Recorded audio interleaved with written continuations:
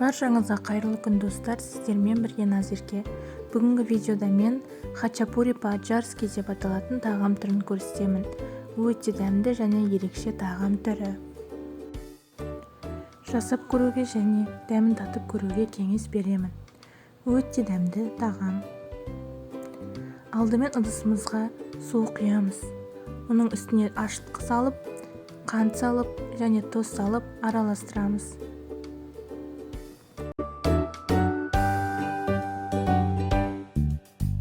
Ашытқы толық еруі керек. Дайын болған сұйықтығымызға ұн салып, қамыр илейміз.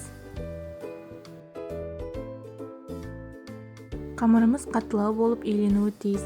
Егер де сіздікі тым қатты болып кетсе, онда су құюыңызға болады.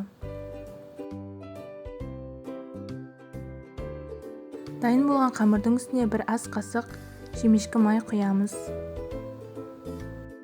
Қамырымызды біркелкі күйге түсіреміз. Илеп болған қамырымыздың бетін жауып, 1 сағатқа көтерілуге жібереміз. Енді ішіне салатын салманы дайындаймыз. Ол үшін ірімшікті үпкіштің үлкенінен өткіземіз. Жұмыртқаның ағын қосамыз. Сарысын алып қоямыз. Оны қазір әрлеуге қолданамыз. Одан кейін жарты ас қасық ұнымызды және суымызды құямыз. Барлығын араластырып, біркелкі тағам дайындаймыз. Осындай масса шығуы керек.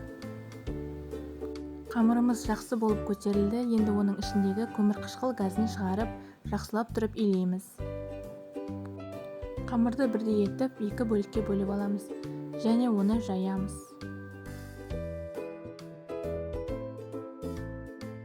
Қамырды өз қалауларыңызша жайып алуларыңызға болады.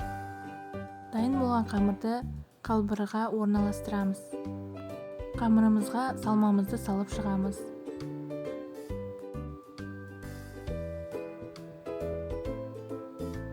Салмамызды салып болғаннан кейін видеода көрсетілгендей етіп ораймыз.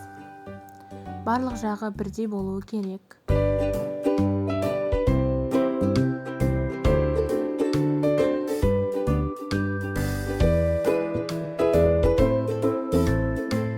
Қалған салмамызды нанымыздың ортасына салып шығамыз. Өзіңізге ұнайтындай сиырды көп немесе аз етіп салуға болады.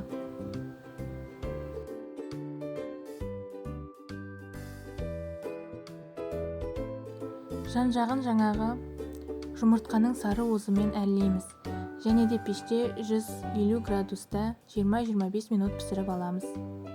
Беті қызарғанша пісіріп алу керек.